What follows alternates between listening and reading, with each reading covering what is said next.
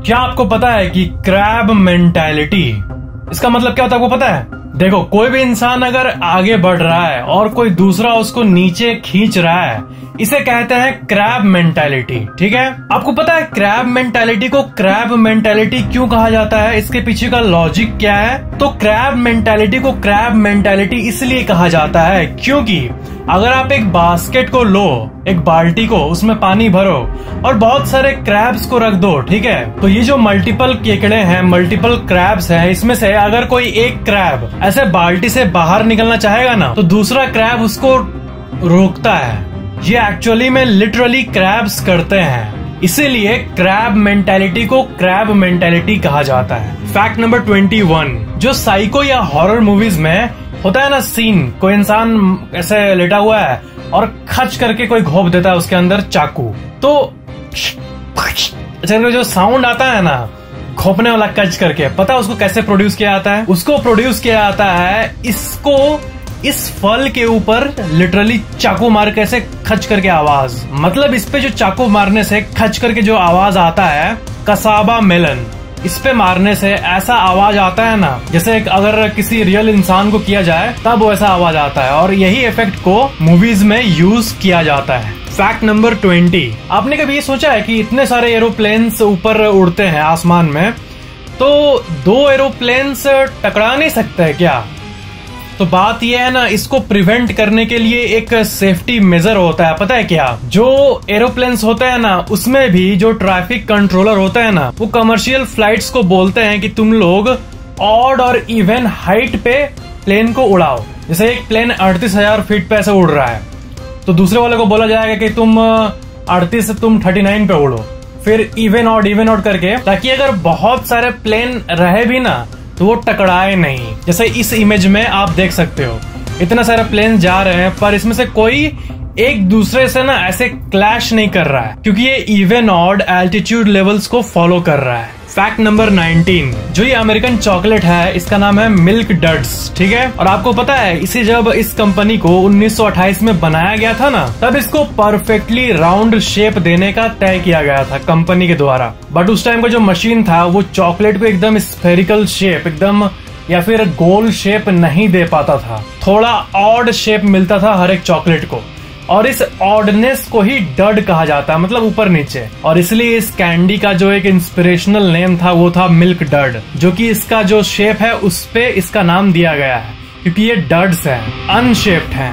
Fact number 18, जिस तरह किसी इंसान को जब चोट लगता है तो वो रोता है, उसी तरह आपको पता है कि अगर किसी पेड़ को काटा जाए ना, तब ऑफ कोर्स वो नहीं रोते हैं, नॉर्मल लॉजिक ये कहता है, बट जब डीप साइंस में जाए ना, तब ना अगर कोई टोमेटो प्लांट को काटता है, तब साइंटिस्ट्स ने ये ऑब्जर्व किया है कि प्लांट्स ना तब अल्ट्रासोनिक स्क्विल्स निकालते हैं जब उन्हें काटा जाता है। 4 इंच दूर रखे माइक्रोफोन में ये स्क्विल्स को साइंटिस्ट्स ने रिकॉर्ड किया है। या फिर पूरे पेड़ को अगर कोई पानी में डुबा दे, तब उसको जो स्ट्रेस फील होता है ना, तब भी ये अल्ट्रासोनिक साउंड्स पेड़ रिलीज करता है। इससे मतलब एक बहुत डीप चीज पता चल रही है कि आप फील कर पा रहे हो कि मतलब पेड़ भी अपने अनकंफर्टेबलनेस को एक्सप्रेस करते हैं, ऐसे बहुत सारे स्टडीज में पाया गया है। फैक्ट नंबर 17, आपको पता है जिस तरह घर बिकते हैं और बहुत बड़े बड़े मॉन्यूमेंट्स भी बिकते हैं, उसी तरह ना एक पूरा का पूरा शहर भी बिकता है। जी हाँ, पूरा टाउन भी बिकता है। तो टाउन एक्चुअली में बड़े बड़े नेता या फिर ऐसा कुछ मतलब डील होता है जब होता है तब, बट एक शहर ऐसा है ना जिसको ऑनलाइन वेबसाइट पे सेल के लिए डाला गया था। आपको पता ही होगा कि कितने सारे वेबसाइट्स है, OLX, eBay, जहाँ पे लोग सामान बेचते हैं सेकंड हैंड या फिर फर्स्ट हैंड, ठीक है, ये ऐसा होता है। तो ब्रिजविल कैलिफोर्निया, ये जो है ना शहर, इसको साल 2002 में eBay पे ऑक्शन पर रखा गया था। इसका इनिशियल प्राइस सेट किया गया था $1.77 मिलियन, यानी करीब 11 से 12 करोड़ रुपए के आसपास। तो बाद में इसे eBay से हटा दिया उन्होंने, बट इवेंचुअली ये शहर 700 के मतलब करीब 749 4 करोड़ 90 लाख में बिका। ये शहर बिक गया। इसे ब्रूस क्रैल नामक एक बिजनेसमैन ने खरीदा था। फैक्ट नंबर 16, क्या जानवर समझदार होते हैं? क्या उनको लॉजिक पता होता है? तो इसका आंसर साइंस कभी कहती है कि हाँ, इंटेलिजेंट एनिमल्स में, जैसे एप्स और डॉल्फिन्स ऐसे में। लेकिन जो नॉर्मल जानवर होते हैं जो हम लोग डे टू डे लाइफ में देखते हैं, कुत्ते, पिग, ये सब, क्या इनमें भी ज्यादा लेवल का समझदारी होता है? तो एक कहानी है एक हीरोइक पिग का। मतलब क्या है कि साल 1997 में एक पिग था और उसका नाम था लुलू, और उसने ये नोटिस किया कि घर के अंदर मेरे मालिक को हार्ट अटैक हो रहा है। तो लुलू क्या क्या पता है, वो बाहर गया, जो गाड़ी एक आ रहा था सामने से, उसके सामने जाके, मतलब ना क्या हुआ कि तुरंत गया गाड़ी के सामने, गाड़ी ऐसे आ रहा है, वो अचानक से गया और गाड़ी वाले को ये लग रहा था कि ये पिग आगे चल जाएगा, ठीक है, लेकिन वो वहां पे गया और अचानक से ऐसे गिर गया। मतलब वो मरने का नाटक किया था कि वो गाड़ी वाले का अटेंशन तुरंत ले पाए, और तब गाड़ी वाला उतरा, तब ऐसे ही वो खड़ा हो गया और मतलब सिग्नल दिया गाड़ी वाले को कि जाओ मेरे ओनर को बचाओ। तो मतलब ये प्ले किया, ये नाटक किया रोड पे डेड होने का। और ये एनिमल्स के वर्ल्ड में से सबसे अमेजिंग कहानियों में से एक है। बहुत लोग पेट एनिमल्स रखते हैं, उनके लिए ये सबसे मतलब इंटरेस्टिंग फैक्ट्स में से एक होगा। फैक्ट नंबर 15, जितने भी जानवर है उसमें से एक जानवर दूसरे जानवरों को खाता है, बट अपना ही स्पीसीज, अपना ही जो एक कैटेगरी है जानवर का, उसमें से दो स्पीसीज क्या एक दूसरे को खा सकते हैं? नहीं खाते। एक शेर थोड़ी ना शेर को खाएगा, या फिर एक मगरमच्छ दूसरे मगरमच्छ को नहीं खाता है, ठीक है। बट सैलामेंडर एक जानवर होता है और इसमें भी एक स्पीसीज होता है, इसका नाम है टाइगर सैलामेंडर। और इसका गजब फैक्ट है, क्या है ना कि ओवर पॉपुलेशन किसी भी स्पीसीज में नहीं होना चाहिए, बट जब टाइगर सैलामेंडर जो जानवर है उसका एक कॉलोनी में अगर बहुत सारा पैदा हो जाता है और जो टाइगर सैलामेंडर्स हैं उनको लगता है कि अब ओवर पॉपुलेशन बढ़ गया है, तब उन टाइगर सैलामेंडर्स का जो बच्चा होता है ना, वो ऐसे कैपेबिलिटी के साथ पैदा होता है कि वो दूसरे टाइगर सैलामेंडर को खा जाए और वो अपने लिटिल सोसाइटी में पॉपुलेशन कंट्रोल कर सके, और जो बच्चे पैदा होते हैं वो दूसरे टाइगर सैलामेंडर को खा सकते हैं। और जब पॉपुलेशन कंट्रोल में आ जाता है, जब बहुत सारे पेरेंट्स के दिमाग में ये केमिकल रिलीज हो जाता है कि पॉपुलेशन कंट्रोल में आ गया है, तब जो बच्चा पैदा होते हैं पॉपुलेशन कंट्रोल होने के बाद, तब नॉर्मल पैदा होते हैं जो कि एक दूसरे को नहीं खाते हैं।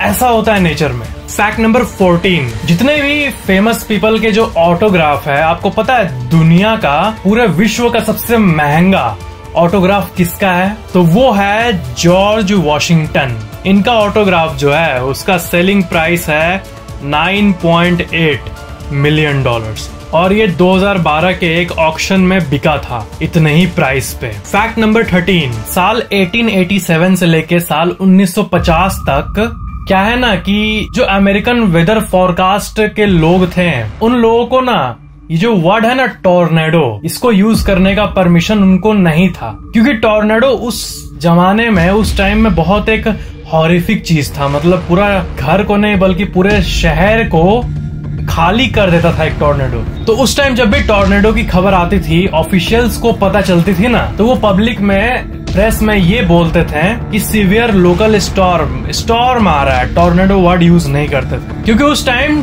टॉर्नेडो को ना किसी मतलब दानव का ये कुछ प्रकोप माना, मतलब ऐसा कुछ था मान्यता। उस टाइम साइंस स्ट्रगल कर रही थी कि ये जो गोल गोल घूमता है ये क्या होता है, तो इसको डार्क मिस्टीरियस फोर्स एज्यूम किया गया था। इसलिए टॉर्नेडो वर्ड को एकदम होता नहीं, जैसे अभी एक कोरोना वायरस एक ये बन चुका है, उस टाइम टॉर्नेडो सुन के लोगों का बाल खड़ा हो जाता था, I mean goose bumps. Fact number 12, ये बहुत मस्त फैक्ट है, मेरे को तो बहुत मस्त लगा। इंडिया में जितने भी नेम्स हैं, नाम है, उसमें सबसे कॉमन नाम क्या है? इंडिया में जितने भी नेम है, इतना नाम है हर तरह का, ठीक है, और इतना सर नेम है, ठीक है, सिंह, शर्मा और मतलब कितना कितना, ठीक है। तो सबसे कॉमन सर नेम इंडिया में क्या है अगर स्टैटिस्टिक्स की बात करें तो वो देखो आप फॉरबियर्स का एक ऑफिशियल आर्टिकल, इसमें देखो सबसे टॉप पे है जो वो है देवी। आपको पता होगा कि मैरिज के बाद जो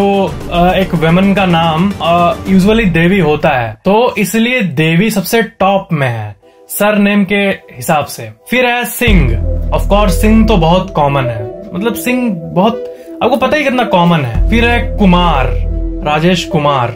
फिर है दास, फिर है कौर पंजाबियों में, फिर है राम, फिर है यादव, फिर है कुमारी, फिर है लाल, बाय, खातून, मंडल, अली, शर्मा, रे, मंडल, खान, शाह, पटेल, प्रसाद, पाटिल, घोष, पाल, साहू, गुप्ता, सैक, बीबी और बहुत सारे। आप इसका फुल लिस्ट आप अपने स्क्रीन पे देख सकते हो। फैक्ट नंबर 11, अमेजोन जो कंपनी है ये काइंड ऑफ बाकी टेक्नोलॉजिकल कंपनीज जैसे फेसबुक, गूगल का कॉम्पिटिटर है, ईबे का।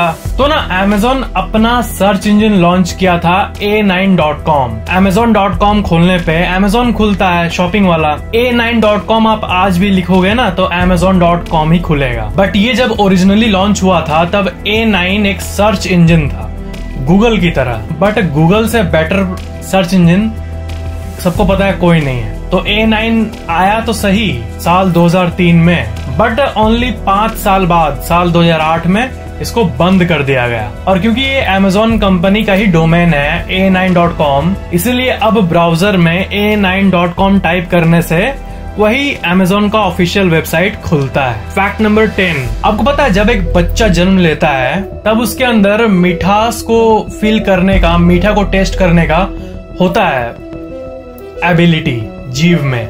बीटर, तीता को भी टेस्ट कर सकता है बच्चा, सावर, खट्टा, इसको भी फील कर सकते हैं बच्चे, तभी तो नींबू देने से फेस बनाते हैं क्यूट सा बच्चे लोग। लेकिन जब तक एक बच्चा 4 महीने का नहीं हो जाता तब तक वो साल्ट यानी नमक को, साल्ट को टेस्ट नहीं कर सकते, क्योंकि उनका सोडियम सेंसिटिव रिसेप्टर जो होता है वो 4 महीने बाद ही टेस्ट बड में इमर्ज होना शुरू होता है। फैक्ट नंबर 9, ब्रैड पिट जो वर्ल्ड वॉर जेड जो ये ज़ॉम्बी की मूवी है इसमें एक्ट किए थे, ये पब्लिक में बोले हैं ना कि इनको फेस ब्लाइंडनेस है, मतलब ये दूसरों का फेस नहीं समझ पाते। मतलब आप इनसे अगर ऐसे बात करोगे कुछ देर तो कुछ देर बाद आप आओगे तो ये आपको पहचान नहीं पाएंगे। ये ऐसा क्लेम किए हैं कि ये फेस को रिकॉग्नाइज नहीं कर पाते हैं और इसी बीमारी का साइंटिफिक नेम है प्रोसोपागोस्निया। देखो ये तो हो गई बीमारी की बात, बट मैं बता रहा हूँ आपको, मैं टिपिकली कोई मूवी को रेकमेंड नहीं करता हूँ। मैं ज़ॉम्बी के ऊपर वीडियो बनाया था, तो ज़ॉम्बी के जितने भी मूवीज है ना उसमें से देखो इसमें मूवी को प्रमोट करने का बात नहीं आता है, क्योंकि मूवी देख के फील होता है जो मेरे को फील हुआ, मैं ऑनेस्टली आपको बता रहा हूँ। तो ट्रेन टू बुसान ये जो ज़ॉम्बी मूवी है और world war Z, zombie movie उतने है नहीं, ठीक है, ना बॉलीवुड में ना हॉलीवुड में। बॉलीवुड में गो गोवा गॉन करके एक ज़ॉम्बी की मूवी है और हॉलीवुड में वर्ल्ड वॉर जेड करके एक मूवी है ज़ॉम्बी की, मस्त मूवी है। और वही साउथ कोरिया की मूवी है ये ट्रेन टू बुसान, ये भी गजब मूवी है। मैं पर्सनली इन तीनों मूवी को मतलब बेस्ट रेट करता हूँ। और वर्ल्ड वॉर जेड में जो मेन कास्ट था वो इन्हीं का था, ब्रैड पिट, यही जिनके बारे में मैंने आपको बताया अभी, जिनको फेस ब्लाइंडनेस है। फैक्ट नंबर 8, हाथ धोने से बीमारियां दूर होती है, ये बात हम सबको पता है। बट जब ये कंसेप्ट जब लोगों के मन में नहीं था कि साबुन से हाथ धोने से क्या बीमारी दूर होता है, मतलब जर्म्स मर जाता है, ये उस टाइम नया नया कॉन्सेप्ट था, ठीक है, लोगों के माइंड में। तो सबसे पहले जो डॉक्टर इसको पहली बार बताया था हैंड वॉशिंग से डिजीज प्रिवेंट होता है, जिनका नाम था इग्नास सेमिल्विस, उनको ना लोग पागल बोलते थे पता है। और ये इवेंचुअली मेंटल इंस्टीट्यूशन में भी गए थे अपने लाइफ के लास्ट कुछ सालों के लिए। इनके सपोर्ट में कोई नहीं था, कि इनके आइडिया के सपोर्ट में कोई नहीं था कि हैंड वॉशिंग से फायदा होता है, जर्म्स दूर भागते हैं। इनके हैंड वॉशिंग वाले बात को कोई नहीं मानता था। अजीब बात है ना, कोरोना का टाइम में अगर कोई बोलेगा कि हैंड वॉशिंग नहीं करूंगा मैं, उसको लोग पागल बोलेंगे, और उस टाइम इनको लोग पागल बोल रहे थे। फैक्ट नंबर 7, ऑफिस चेयर जो होता है ये वाला मॉडर्न ऑफिस चेयर, इसका इन्वेंशन किसने किया था? आप सोच रहे होंगे कुछ होगा कोई मॉडर्न सा नाम इसने इन्वेंट किया था, बट इवोल्यूशन के बारे में किसने बताया हमको? वो साइंटिस्ट चार्ल्स डार्विन, पता ही होगा आपको। आपको पता है उन्होंने ही ऑफिस चेयर बनाया, रियली इन्होंने ही ऑफिस चेयर को इनोवेट किया था। फैक्ट नंबर 6, अब मैं आपको एक एग्जांपल दे रहा हूं। जो लोग कहते हैं ना कि मतलब कुछ भी होने के पहले हमको सेलिब्रेट नहीं करना चाहिए। कुछ भी आप चाहते हो, आप ये चाहते हो, ठीक है, आप यहाँ हो, यहाँ भी आ गए हो, बट आप यहीं से ये सेलिब्रेट करने लगे, आपको यहाँ तक भी नहीं करना चाहिए। पता है आप जब अचीव कर लिए उस गोल को तब सेलिब्रेट करो। इसका बहुत मस्त एग्जाम्पल साल 2020 के एक रेसिंग में हुआ था। एंड्रे वेरिसिमो ये रेस में बहुत अच्छा रेसिंग करते हैं और इनका वीडियो देखो, ये रेसिंग कर रहे हैं और ऑलमोस्ट फिनिश लाइन आने वाला है। ठीक है, तो ये जब फिनिश लाइन के एकदम पास आ गए थे ना, तभी अपना 2 हाथ से उठा के ये मैं जीत गया लगभग, अब तो मैं जीत ही जाऊंगा, ऐसा अपना बॉडी लैंग्वेज से दिखाएं। ठीक है, लेकिन देखो आगे क्या होता है। ऑलमोस्ट लाइन के करीब थे और ये टाइम वेस्ट अपना सेलिब्रेशन में किए, इसलिए पीछे वाले देखो कैसे आगे आ गए और फाइनली ये एंड्रे वेरिसिमो थर्ड हुए। है ना कमाल का एग्जाम्पल। ज्यादा अर्ली भी सेलिब्रेट नहीं करना चाहिए। इनफैक्ट जो रेसिंग में है, चाहे वो नॉर्मल रेसिंग हो पैर वाला या फिर बाइक वाला या जो ऑफिशियल रेसिंग कॉन्टेस्ट करते हैं, उनको तो ऐसा करना चाहिए ना कि यहाँ पे जीत अगर है तो एकदम इससे भी 10 कदम आगे जाके ना तब सेलिब्रेट करो, to ensure safety. Fact number 5, squirrel इसे कहते हैं। ठीक है, इसका जो शरीर में बाल होता है वो बहुत सारा होता है। बालों को अगर काउंट करे ना तो साइंटिस्ट के हिसाब से 3 मिलियन 30 लाख बाल इस पे होता है शरीर के ऊपर। एक बाल करते करते 30 लाख बाल एक स्क्विरल पे। तो आप ये बताओ कि एक हनी बी को भी अगर आप जूम करके देखोगे ना, इस पे भी बहुत सारा बाल रहेगा, तो आप यकीन नहीं करोगे कि हनी बी के भी ऊपर 30 लाख बाल होते हैं। मतलब सिंपल एक लाइन में ये फैक्ट है कि a honey bee has the same amount of hairs as a squirrel, that is 3 million. Fact number 4, जो यूएसए का फ्लैग है ना, उसे ये बनाए थे, ठीक है, रॉबर्ट जी हेफ्ट। जब ये 17 साल के थे और स्कूल में पढ़ाई कर रहे थे ना, तभी ये बनाए थे। क्या है कि जब फ्लैग का, अमेरिकन फ्लैग का जब ऑफिशियल चुनने का पीरियड था ना, जब चुना जाना था फ्लैग को कि ये फ्लैग होगा, तब अलग अलग स्कूल से यूनिक जो ड्राइंग में आगे थे उनसे लिया गया। ठीक है, तो ये एक फ्लैग बनाए, बाकी हजारों लोग बनाए। तो इनका फ्लैग जो है ना, इनके फ्लैग को स्कूल का जो टीचर था ना, वो बी दिया था। ठीक है, और वो वही फ्लैग था जो अभी अमेरिका का फ्लैग है, बट उस टाइम तो कोई वैल्यू नहीं था उसका, तो बी दिया था। तो उन्होंने अपने टीचर से शर्त लगाया था कि अगर ये फ्लैग बाई चांस चुना गया नेशनल लेवल पे, मतलब ये तो होगा नहीं ऑफ कोर्स, हंस के बोल रहे थे, लेकिन हुआ, तो अगर ये चुना गया तो आप मेरे को ए दीजिएगा, बस ग्रेड ए मिलना चाहिए मेरे को। आखिर में यही हुआ, वो फ्लैग चुना गया एकदम नेशनल लेवल के लिए, फिर उनको टीचर ने ए दे दिया। फैक्ट नंबर 3, ह्यूमन स्किन को अगर आप जूम करके देखोगे तो ऐसा दिखेगा। ठीक है, बट एक शार्क मछली का अगर आप स्किन देखोगे तो देखो ऐसा दिखता है, बहुत ही गजब दिखता है। मतलब देखो ऐसा दिख रहा है। सबसे यूनिक जानवरों की बात करें तो मैं आपको एक जानवर को दिखाने वाला हूँ। पहले आप इमेजिन करो एक मगरमच्छ को, फिर इमेजिन करो एक कछुए को, तो इन दोनों को मर्ज कर दो। ऐसा ही एक जानवर होता है जिसका नाम है एलिगेटर स्नैपिंग टर्टल।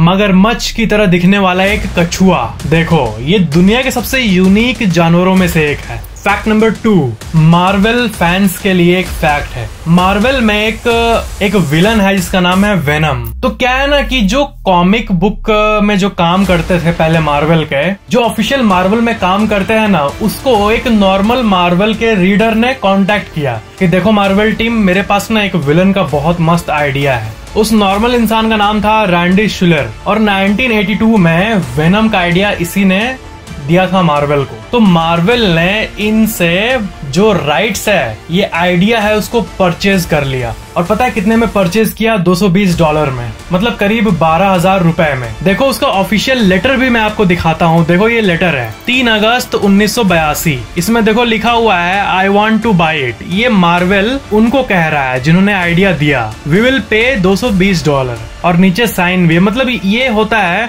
अगर आपके पास कोई आइडिया है और आप किसी मूवी कंपनी को वो आइडिया दिए तो आपको ऐसी पेमेंट मिलता है, अगर उनको ये आइडिया बहुत अमेजिंग लगा तो। फैक्ट नंबर 1, जो नोट्स में गांधी जी का ये पिक है, ये उनके सबसे पॉपुलर पिक्स में से नहीं बल्कि उनका सबसे पॉपुलर पिक है। बहुत कोई को लगता है कि ये ड्रॉ किया गया है या फिर कोई आर्ट वर्क है बनाया हुआ, बट ये एक रियल पिक है। ये पिक साल 1946 में लिया गया था, और ये देखो ये है उनका full pic. Lord Frederick Pethick Lawrence के सामने ये खड़े हैं, और इन्हीं का जो ये फोटो है ये फेस इसको इन्वर्ट करके नोट में डाला जाता है। ये जो इनका स्माइलिंग पिक है, इसको साल 1996 में सबसे पहले नोट्स में छापा गया था। मतलब आप जो अपने स्क्रीन पे ये पिक देख रहे हो, ये वर्ल्ड की सबसे वैल्यूएबल पिक्स में से एक है। इस वीडियो के एंड में मैं आपको कोई फैक्ट नहीं बल्कि एक डीप थॉट देना चाहूंगा,